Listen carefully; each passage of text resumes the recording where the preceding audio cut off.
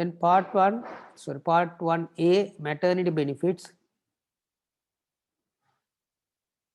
Then part 2, payment of remuneration.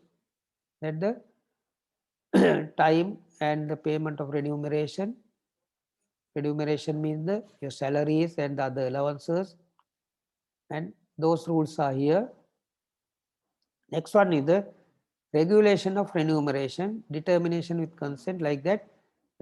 Everything we mentioned in the establishment code is here in detail.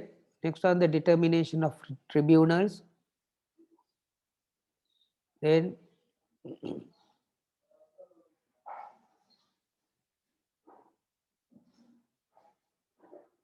closing orders for shops, like that. Many details are there. I'm not going to explain all these things. I will share this document with you.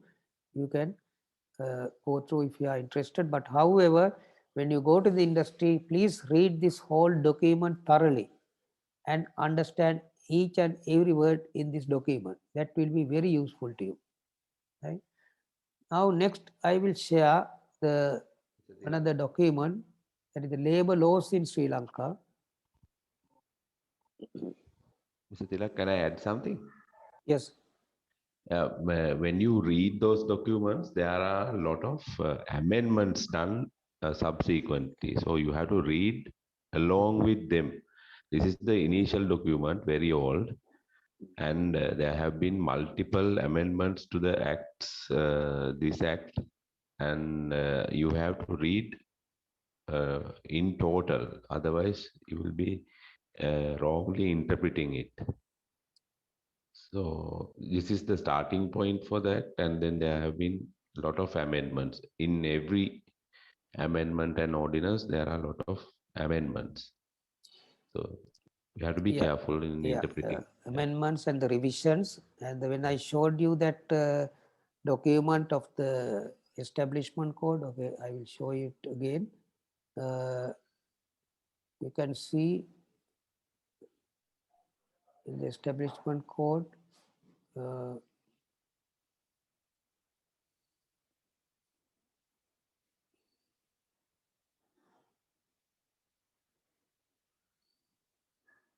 let me check it.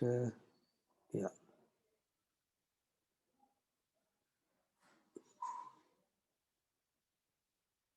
It's a very important point. You can see in this establishment code, these revisions are here. It is in single actually. And at the end, you can have what are the revisions for the public administration circulars, right? So for the rules of disciplinary procedure, you can see the different, many revisions are came here. Revised subsections, what are the subsections revised there? So Mr. Asela pointed out a very important thing. So you have to see the revisions also while you are doing that.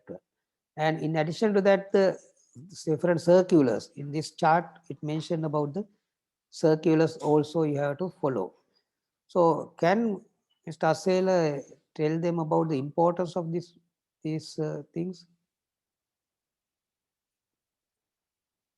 You have any comments on that? Yeah, especially when most of the people will be working in private sector, they will be governed by Shop and Office Act.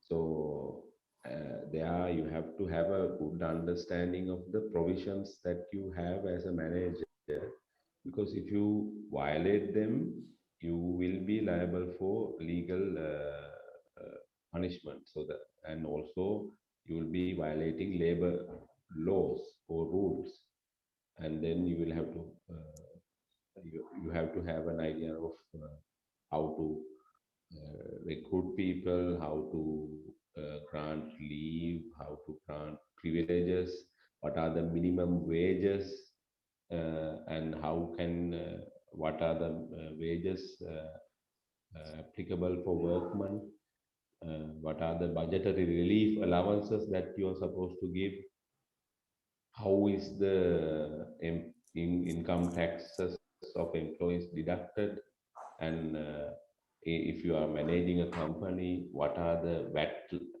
tax liabilities, how you should pay taxes, that kind of a lot of knowledge is required, and these are all in those legal documents or the acts and ordinances. And there are those for labor, especially there are labor tribunals, which are kind of a provincial law distributed below the court system.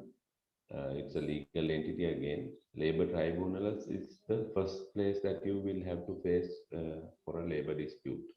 And then it goes to district courts and then onwards to other courts. So this knowledge is very important. Otherwise, if you don't know and do something wrong, you will have to face the consequences. That is the importance. Yeah, okay, thank you.